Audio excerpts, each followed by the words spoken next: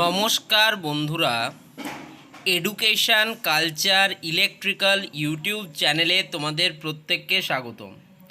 তো তোমাদের আমি introduction to electric generation system যে সাবজেক্টটি রয়েছে সেটা কিন্তু শুরু করেছি, এবং এই ইউটিউব চ্যানেলে এটা কিন্তু আমার দ্বিতীয় ক্লাস।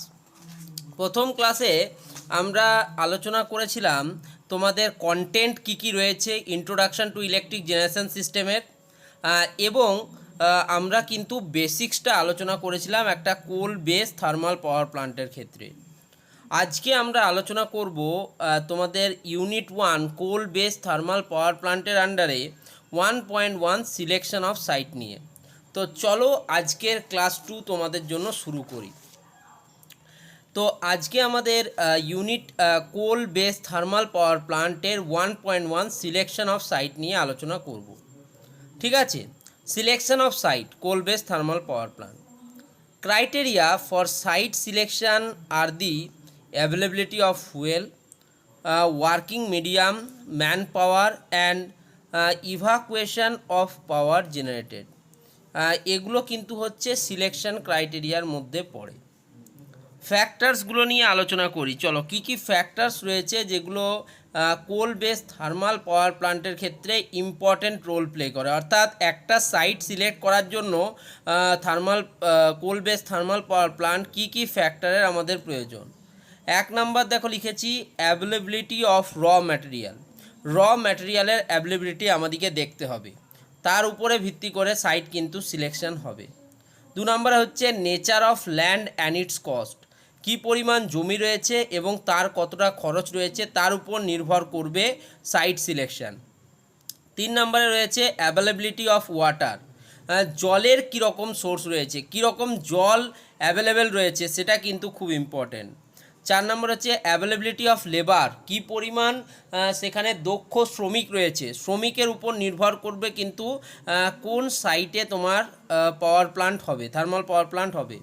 5 নম্বর হচ্ছে ট্রান্সপোর্ট ফেসিলিটিস। কী কী ট্রান্সপোর্ট ফেসিলিটিস আছে, যেমন ধরো রেল কানেক্টিভিটি কেমন, ঠিক আছে, রেল কানেক্টিভিটি কেমন, ঠিক আছে, ন্যাশনাল হাইওয়ে আশেপাশে আছে কি না, ঠিক আছে। নেক্সট হচ্ছে তোমার বাকি যে ট্রান্সপোর্ট ফেসিলিটির মধ্যে রয়েছে ইনফ্রাস্ট্রাকচার, রোড ইনফ্রাস্ট্রাকচার কেমন ইত্যাদি কিন্তু আমার লাগবে। তাই ট্রান্সপোর্ট ফেসিলিটি কিন্তু একটা অত্যন্ত ইম্পর্ট্যান্ট ফ্যাক্টর কোল বেস থার্মাল পাওয়ারের ক্ষেত্রে সাইট সিলেকশন করার। 6 নম্বর হচ্ছে লোড সেন্টার। কোনখানে আমার লোড সেন্টার রয়েছে এবং লোড সেন্টার ও তার আশেপাশের এলাকায় কিন্তু তোমার গড়ে উঠবে কোল বেস থার্মাল পাওয়ার প্ল্যান্ট। 7 নম্বর হচ্ছে ফিউচার এক্সপানশান। যদি ভবিষ্যতে আমাকে প্ল্যান্টটাকে আরও বিস্তৃতকরণ করতে হয় তার কী রকম প্রসেস রয়েছে বা ফিউচার এক্সপেনশনের কী রকম সুবিধা রয়েছে সেটা কিন্তু আমাকে দেখতে হবে। 8 নম্বর হচ্ছে অ্যাশ ডিসপোজাল ফেসিলিটিস। আমরা জানি কোল বেস থার্মাল পাওয়ার প্ল্যান্টের ক্ষেত্রে মূল ওয়ার্কিং যেটা রয়েছে সেটা হচ্ছে কিন্তু যেটা আমার ম্যাটেরিয়াল রয়েছে, র ম্যাটেরিয়াল, সেটা কোল, এবং কোলের কিন্তু প্রচুর পরিমাণে অ্যাশ তৈরি হয় আমরা জানি। তো সেই অ্যাশ ডিসপোজাল ফেসিলিটিস আমার কিন্তু দেখতে হবে। 9 নম্বর হচ্ছে পলিউশন কীরকম হচ্ছে, অর্থাৎ নিয়ার বাই এরিয়াতে পলিউশনের কী এফেক্ট পড়ছে কোল বেস থার্মাল পাওয়ার প্ল্যান্টে সেটাও আমাদেরকে দেখতে হবে। এবং 10 নম্বর অ্যাওয়ে ফ্রম এয়ারফিল্ডস থেকে যেন দূরবর্তী জায়গায় হয় সেটা আমাদেরকে দেখতে হবে। প্রত্যেকটা টপিক, প্রত্যেকটা ফ্যাক্টর ইম্পর্ট্যান্ট। এক এক করে এই ফ্যাক্টরগুলো নিয়ে আলোচনা করব। চলো এই একটা ফ্যাক্টর নিয়ে আলোচনা করি। তো কি বলছে দেখো, coal based power stations require huge amount of coal. একটা কোল বেস থার্মাল পাওয়ার প্ল্যান্টকে চালানোর জন্য আমাদেরকে প্রচুর পরিমাণ কয়লার প্রয়োজন হয়।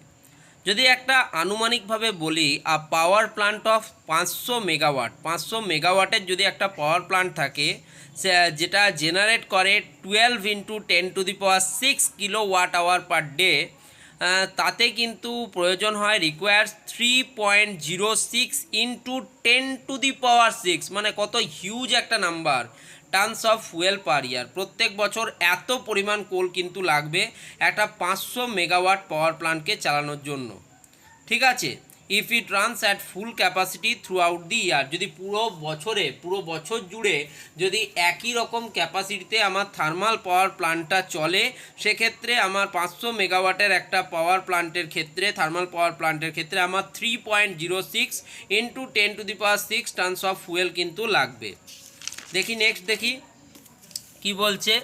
নেক্সট বলছে দেখো, about 1/3 to 1/2 of the coal is ash. আমরা যখন কয়লা পোড়াবো আমরা জানি প্রচুর পরিমাণে সেখান থেকে কিন্তু ছাই তৈরি হয়, কয়লার ছাই তৈরি হয়, which does not contribute anything, যেটার থেকে আমাদের সেই ছাইটা দিয়ে খুব একটা কাজে লাগে না। যদিও বর্তমানে সেই ছাই দিয়ে কিন্তু যে ইঁট তৈরি হচ্ছে, যে তোমরা ইঁটগুলো দেখবে সেই ইঁটগুলো তৈরি হচ্ছে, ঠিক আছে, তবুও এটার সেই রকম কিন্তু কাজ নেই।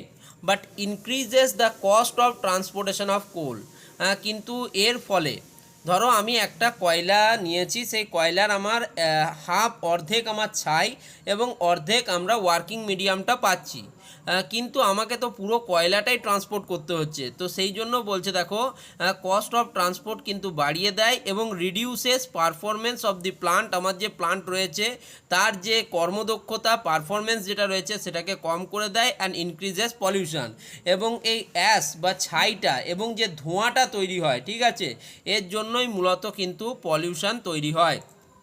Therefore, the power plant should be as close to coal mines as possible. যতদূর সম্ভব আমরা চেষ্টা করি আমাদের যে পাওয়ার প্ল্যান্টগুলো রয়েছে সেটা কোলিয়ারি ক্ষেত্র তার আশেপাশে হওয়ার। যেমন ধরো তোমরা জানো যে অন্ডাল থার্মাল পাওয়ার প্ল্যান্ট যেটা রয়েছে পশ্চিম বর্ধমান ডিস্ট্রিক্টের, সেটা নিয়ার বাই কোল মাইন্সের কিন্তু সামনে। তার আশেপাশে যদি আমরা দেখি, কাজোড়া কোল মাইন্স থেকে শুরু করে, নবকাজোড়া কোল মাইন্স থেকে শুরু করে, উখড়া কোল মাইন্স থেকে এবং রানীগঞ্জ দুর্গাপুর যে কোল ফিল্ড বেল্ট রয়েছে তার কিন্তু বিশাল সুবিধা কিন্তু রয়েছে ওই প্ল্যান্টটির ক্ষেত্রে। Since the volume of ash is very large, যেহেতু প্রচুর পরিমাণে আমাদের কিন্তু ছাইটা তৈরি হচ্ছে, there should be sufficient space for ash handling. এই যে প্রচুর পরিমাণে ছাই বা অ্যাশ তৈরি হলো সেটাকে হ্যান্ডলিং করার জন্য আমাদের কিন্তু প্রচুর জায়গার প্রয়োজন হয়, ঠিক আছে।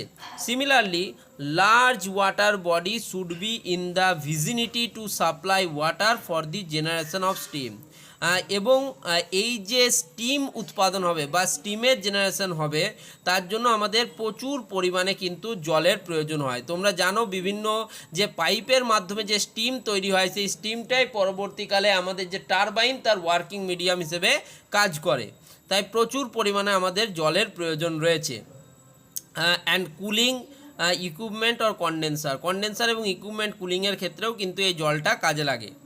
Another very important aspect is a good transport network and availability of cheap labor in the region, এবং অবশ্যই তার সাথে আমাদের একটা শক্তিশালী এবং গুরুত্বপূর্ণ ট্রান্সপোর্ট ফেসিলিটি বা ট্রান্সপোর্ট নেটওয়ার্ক যোগাযোগ ব্যবস্থা এবং চিপ লেবার, কম অর্থের বিনিময়ে কাজ করবে এমন শ্রমিক কিন্তু আমাদের প্রয়োজন পড়বে এই সাইট সিলেকশন করার জন্য থার্মাল পাওয়ার কোল বেস থার্মাল পাওয়ার প্ল্যান্টের ক্ষেত্রে।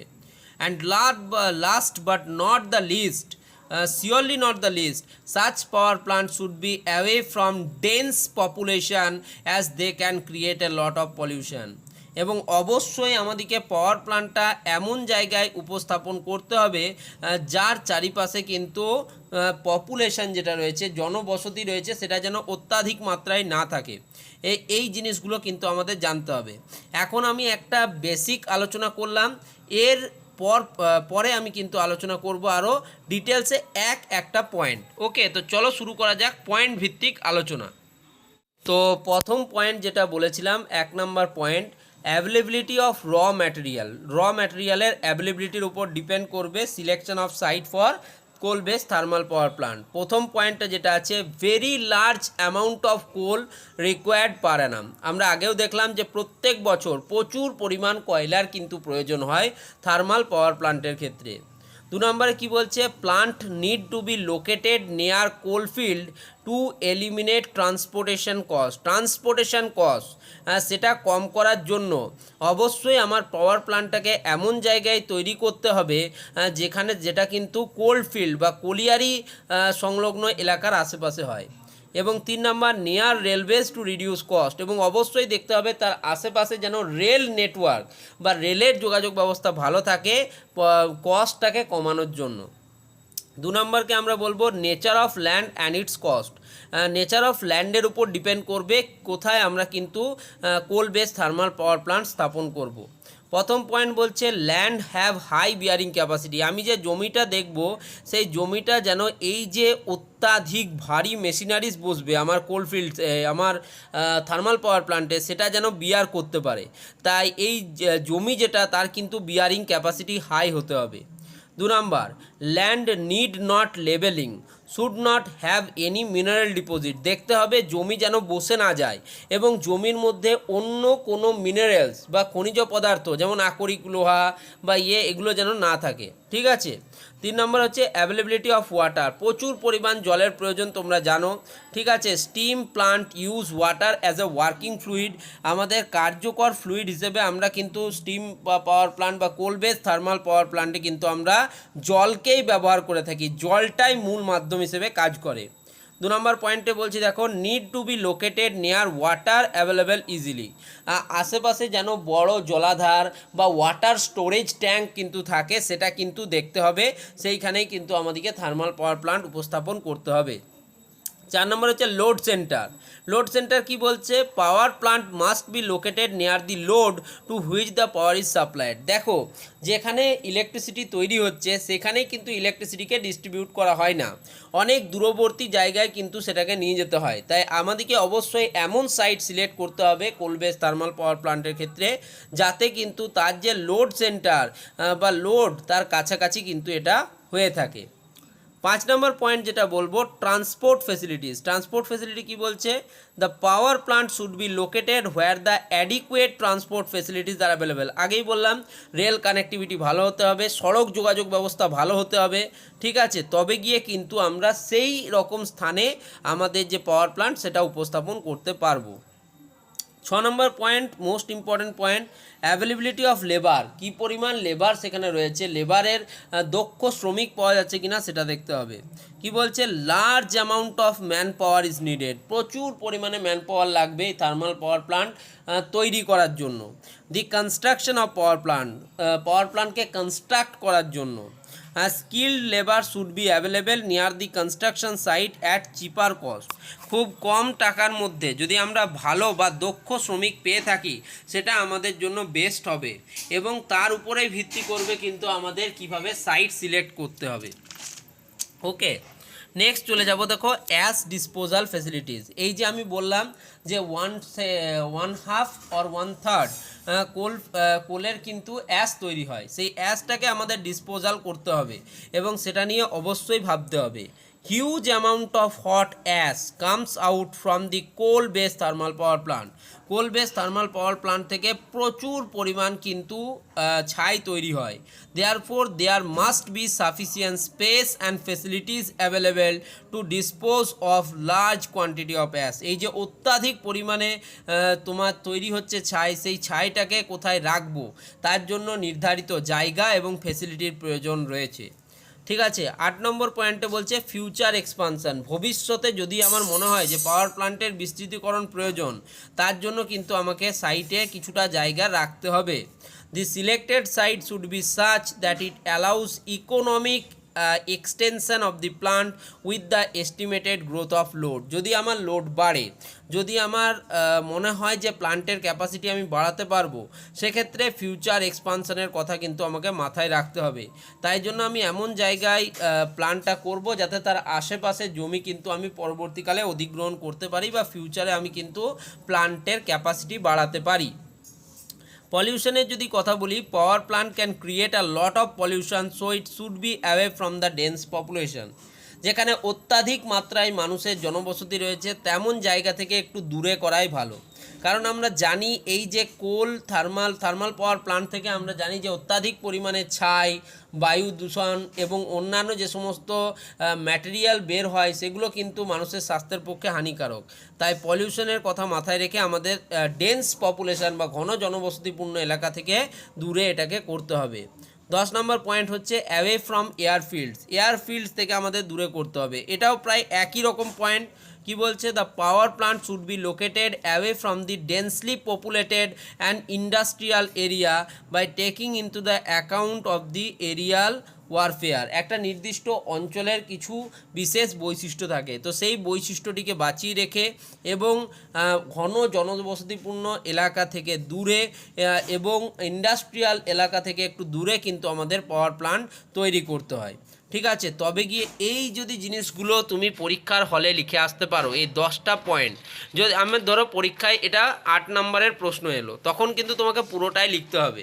কিন্তু ধরো যদি 4 নম্বরের প্রশ্ন আসে, তুমি শুধুমাত্র এই যে পয়েন্ট যেগুলো আমি বলেছি এখানে, factors, availability of raw material, nature of land and its cost, availability of water, availability of labour, transport facilities, load centre, future expansion, ash disposal facilities, pollution, away from airfields, এগুলো তোমাদের লিখলেই কিন্তু হবে। এবং ছোট করে এই যে আমি প্রথমে যেটা তোমাদের ব্যাখ্যা করলাম সেইটা লিখে দিতে পারলেও কিন্তু তুমি ফুল মার্কস পেয়ে যাবে। তো আজকের এই ক্লাসে আমরা আলোচনা করলাম কি, আজকের এই ক্লাসে আমরা আলোচনা করলাম ইউনিট 1 কোল বেস থার্মাল পাওয়ার প্ল্যান্টের সিলেকশন অফ সাইট 1.1। কালকে আমরা কিন্তু layout and working with block diagram আলোচনা করব এবং এটা একটা বড় টপিক, ঠিক আছে, তাই এটা আমাদের 2 থেকে 3টে কিন্তু ক্লাস লাগবে, তাই অবশ্যই কিন্তু কাল থেকে শুরু করো তোমরা কিন্তু এটা পড়া। ওকে, ধন্যবাদ সকলকে, আজকের ভিডিও এখানেই শেষ করলাম।